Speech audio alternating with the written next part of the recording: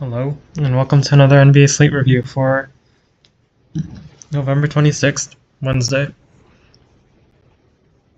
Sorry. So let's just go over my lineups for today.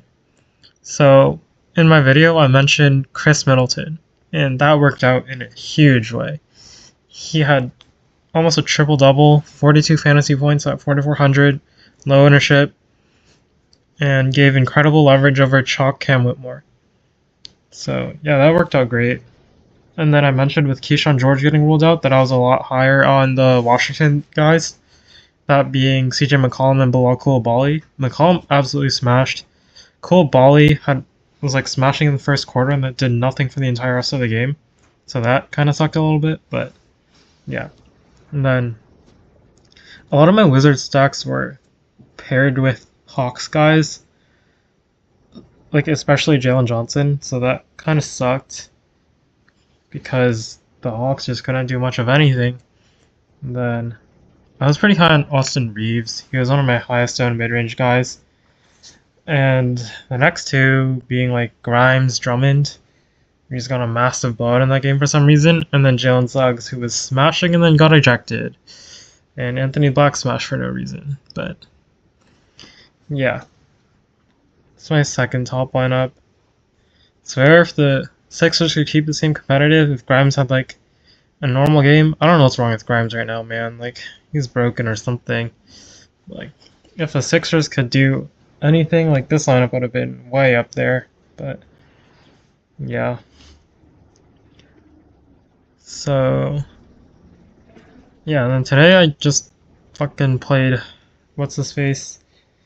I don't know why I like bought into the Porzingis thing because I was worried about an Alex Sarr limit because he kind of looked limited last game. He played like 27 minutes, and then just came out here and played like high 30s. So that was a little sad. I was underweight on Sarr, which kind of sucked because you guys knew on the first game, on Sarr's first game back, I was really high on him. Then kind of just got off because I was afraid of the minutes, which was sad. But yeah, Kispert was gonna break the slate. He got injured at half. I mean, he was like kind of optimal anyway, but yeah. Anyway, let's just move on. New York at Charlotte. It's a good matchup. Josh Hart started for OG last game, and he played 38 minutes. So if we're gonna get that again, like, I'd have a lot of interest in Josh Hart, but not really anyone else here for me. Like Towns and Brunson are okay. Like, I have no issue with either of them. They're just like, they're not really standouts to me. They're just like there. They're decent spend ups, but they're not people that I'm rushing to click. And then Mitch Robinson at 3.9k. I think you can play that. Like, even if he's not going to play a ton of minutes, the price is cheap enough where you can see Mitchell Robinson like get you there. You saw 29 and 16 minutes in this game. So, like, you can definitely see Mitch get you there in a small amount of minutes. But, like, also there's, like, this random off chance that, Mitch randomly gets extended into the mid-20s. Then he would just absolutely smash at 3.9k. But I don't know if that's probably not going to happen. But this price isn't going to kill you on Mitchell Robinson. Like, he's a good point per minute guy for sure. And it's a really soft matchup. But it's not really anyone else for me. It's mainly just Josh Hart and the two spend ups. Charlotte side, so we get LaMelo Ball on 3 days of rest. He's clearly on a limit, 28, 27, 25, but it's on 3 days of rest. He's 8,900, and I don't know. I think you have to have a little bit of interest in LaMelo Ball. He was going to smash in this indie game if he shot the ball good at all. And he only played 27 minutes, so you could totally see LaMelo smash. And you're kind of also expecting him to tick up in minutes a little bit because he's like coming off the injury. And it's been 3 days of rest here, 3 days of rest next for until this game. Kind of do want to see how much the fouls affected his minutes in this game. So He did not play this one? Yeah, he sat the back-to-back here. So the Clippers game. LaMelo. It's one foul. Foul number 2, and then foul number 3 right here. So I think that definitely kept him out a little bit in the first half. You probably expect to see more than what? 4, 5.5. It's like you probably expect to see more than what, 13 minutes and a half for LaMelo. And then we saw what, 5, 8, 13 in a blowout. Probably would have closed the whole quarter had the game stayed competitive. And what did it look like before that game, right? LaMelo, yeah. So it definitely cost him like a couple minutes in this shift here, in this middle shift. Yeah. Did any of these games stay competitive? I mean, this is the first game back, though. I mean, they do have LaMelo close the game. But then they also do something like this. I don't know, I think you could see LaMelo push into like the low 30s, and he's in play for GPPs at 8.9k for me. Even if he's not playing like the mid 30s, and then there's just an off chance that he has even more upside for minutes, so that's just an added bonus of playing LaMelo. Now, New York is bad against spot-up shooters, so it's a good matchup for Concanoopel, who's been absolutely incredible this season, but the price is getting up there, man. Like 6.9k with everyone healthy. I don't know if I can do it. And then it's a good matchup for Brandon Miller as well, but I don't think he's going to play full minutes either. And that 6.8k is a little bit hard to get to. So it's mainly LaMelo for me. I think LaMelo could go for a ton of assists this game. So, yeah, just LaMelo. The centers are fine, but not a ton of interest there. Milwaukee at Miami, so we might get Giannis back. But I would think he's limited his first game back, so can't really go there. Giannis being back kills everyone. If Giannis is out, we have 8.4k Rollins. It's a really expensive price, but going up against Miami and how great Rollins has been and how good his numbers are without Giannis on the floor, like I really do think you can still click Rollins at 8.4k. And then you can also play Portis and Kuzma if Giannis doesn't go. And then if Giannis does play, you probably get Kuzma playing alongside him. Like, Portis is kind of filling the void for Giannis, so I think Giannis playing would hurt Portis a lot more than Kuzma. So I think Kuzma's fine either way, and then Miles Turner's also fine. Miami side, we've seen Ware play incredibly well, but I don't know, we've seen him get benched before. We've seen him not get this full share of minutes. We've also seen him not nuke in his minutes, so I think it's fully possible that Ware doesn't get his full run. And if Ware's going to be chalk, I don't think I'm going to go there, but if he's not like going to be super owned, then like I'm totally fine with Ware. And then I don't know, Bam's minutes just aren't good. I was high on Bam last time, but I just went back down to 29 minutes. And just don't have the most interest here with potentially Powell, Wiggins, and Hawkins being in. If everyone's out, there's definitely some interest. Okay, Powell's probable. But yeah, if everyone's out, you'll get Powell start. It'll be Davion, Harrow, Adebayo, Powell. Where? What did I just say? Harrow, Davion, Adebayo, Powell, where? Okay, you might not get Powell start then. I don't know. I don't know what I'm doing. What I'm saying, but if everyone's out, then Fontecchio is good off the bench, I guess.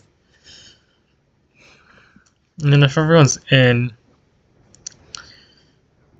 I don't know. I think I'll just pass on this team. I mean, Hawkes is down to 6-5. The minutes are good still. So if you want to take a shot on Hawkes, I don't hate it. Yeah. I don't know. Miami's like a hard team to talk about because there's just so many guys and the minutes aren't the most consistent or high. So yeah. India, Toronto. I do have interest in this Indiana side of the game. Well, I have interest on both sides of the game, but it's also an explanation as to why I'm interested in Indy. So we get Isaiah Jackson and Jay Huff in foul trouble last game. And then Isaiah Jackson also got benched again for some reason. Well, probably because he sucks. Or something, I don't know. But yeah. That is not foul trouble, is it? Just kidding, we only get Jay Huff in foul trouble last game. Yeah. And then in the second half, he gets a 12-minute shift. So I think if no foul trouble, like you can see a bunch of minutes for Jay Huff. Like he can push for low 20s probably. And I would have a lot of interest in Jay Huff at that price. I mean, I absolutely love TJ McConnell at 3.6K. Minutes are ticking up. You can play low 20s minutes. McConnell's incredible at 3.6K. And then you'll probably see these types of minutes again for Andrew Nemhard in a competitive game. And does Mathurin have fouls? 1, 2, 3, 4. Yeah, Mathurin foul trouble.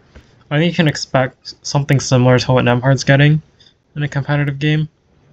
Somewhere in the low to mid 30s mark. So, yeah, I like Nemhard, I like Mathurin, and I have some interest in Pascal Siakam as well for GBPs, but it's, for me, mostly Nemhard, Mathurin, Huff, and McConnell. And then I guess I'm fine with taking like a little bit of shots on Isaiah Jackson as well, who played 24 minutes last game. I guess it's kind of also a hot hand thing between him and Huff, but we did see when Huff got into foul trouble, they went to Tony Bradley over Jackson. So it's not like the most clear thing, but Jackson still needs to play well to get extended. But I don't hate Jackson for tournaments either, and he's really cheap. So I like the three cheap guys in Jackson, Huff, McConnell, and then I like Mathurin and Nemhard as well. Toronto side, we get Bear out again, so it's just the same thing, right? These three guys are gonna dominate with Barrett out. These guys are just not priced up for Barrett being out either. Like Ingram his rates go up by like 15-20% with Barrett out, and same with Quickly, and they're not 15 to 20% priced higher. I mean, Barnes is more so the guy that doesn't get a huge bump, but still at 8.7K, I have interest in Scotty Barnes. I love Brandon Ingram. I love Emmanuel Quickly, and I love Jakob Poeltl. So, yeah, and then we're going to get Jacoby Walter starting. He played low 20s. And then I think we saw a minutes jump for Shed off the bench. And Shed, I think, closed the game as well. Yeah, 24 minutes. So, I like Jamal Shed at 3.8K. And then Mamouklashvili has been incredible. But I wouldn't play him with Poeltl in the same lineup. But I have interest in both of them. But I definitely would prefer Poeltl. I'm just not sure how sustainable the Mamouklashvili thing is. And Poeltl has lost minutes to him in a couple of games. So I don't know if people will be on Poeltl still. And I have a ton of interest in him. So yeah.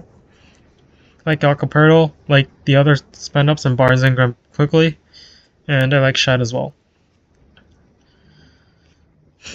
Moving on.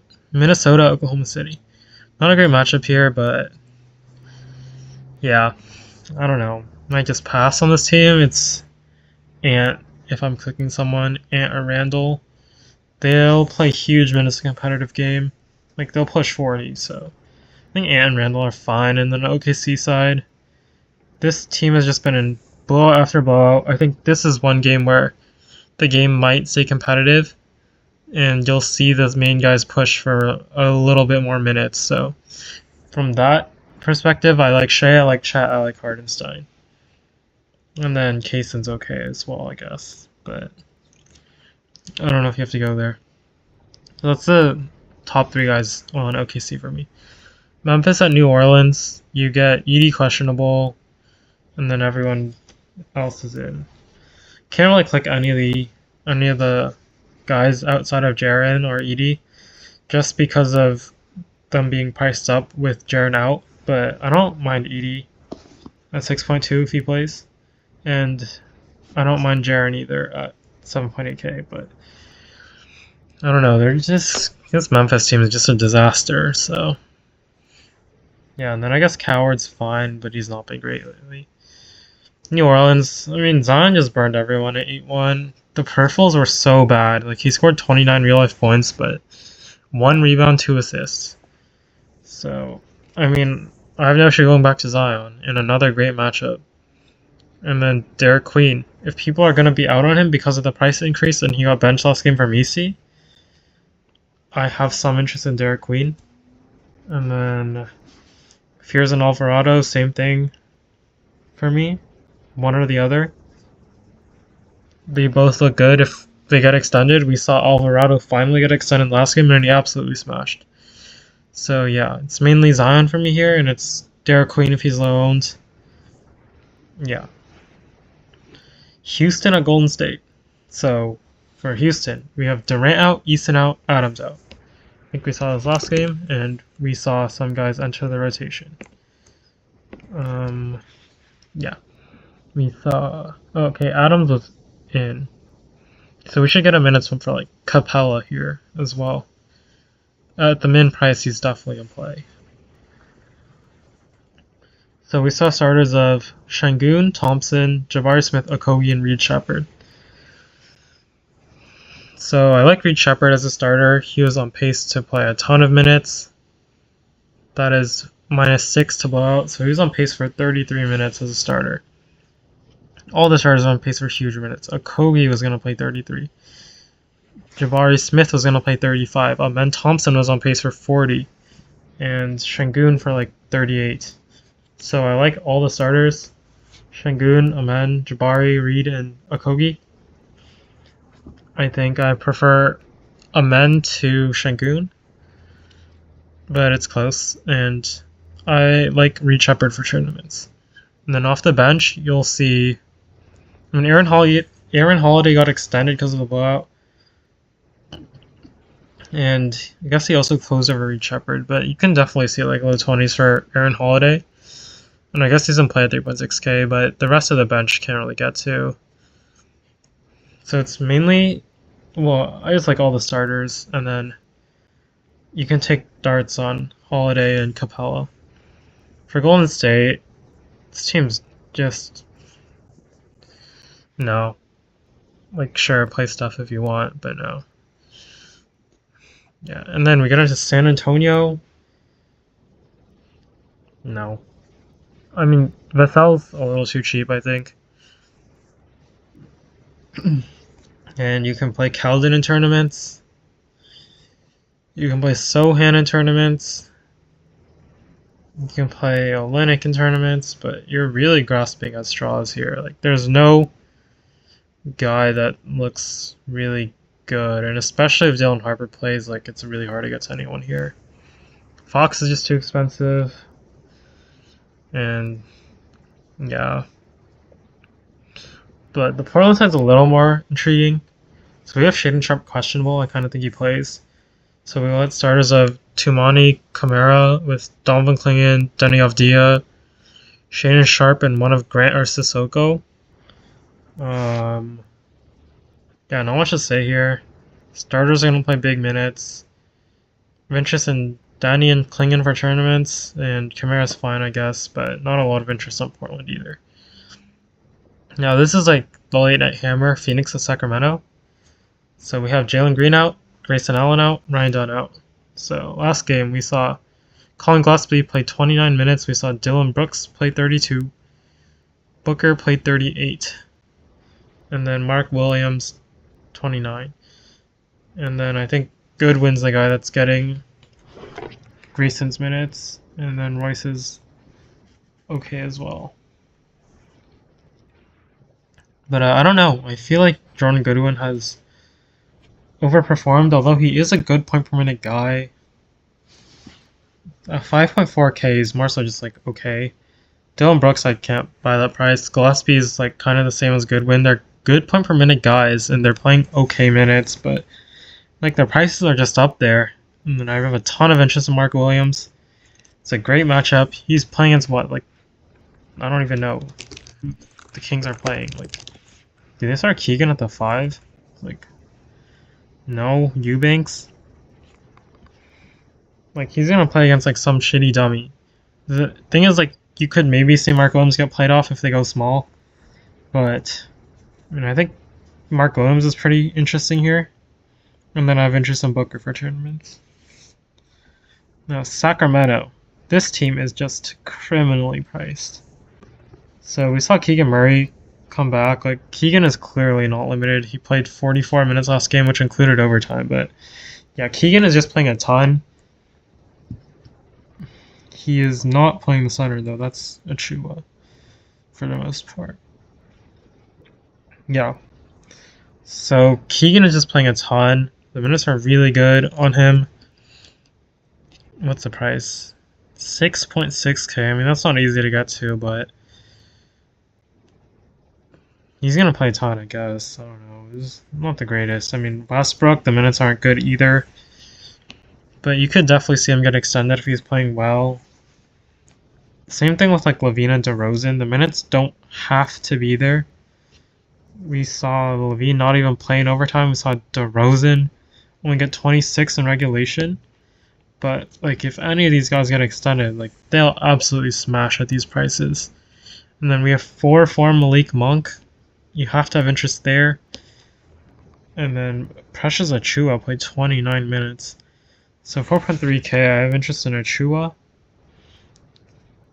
I don't know. These starters are all just miserably priced. And whoever gets extended, if someone gets extended out of this group, they would just look incredible. They're just so cheap. It's like, yeah, the minutes aren't the greatest. Like, I don't know. I'd have a little bit more confidence if Dennis Schroeder doesn't play. I think that would make the minutes more secure for like Westbrook, Monk, and Levine. So I would like that a little more. Schroeder can't go. But yeah, it's a pretty disgusting team, but the prices make it very enticing. So, kind of like Sacramento. Yeah. I mean, DraftKings finally put 8 games on the slate. They finally didn't chop off the late games. So I'm a little bit excited, and hope it goes well for you guys. Good luck. Thank you.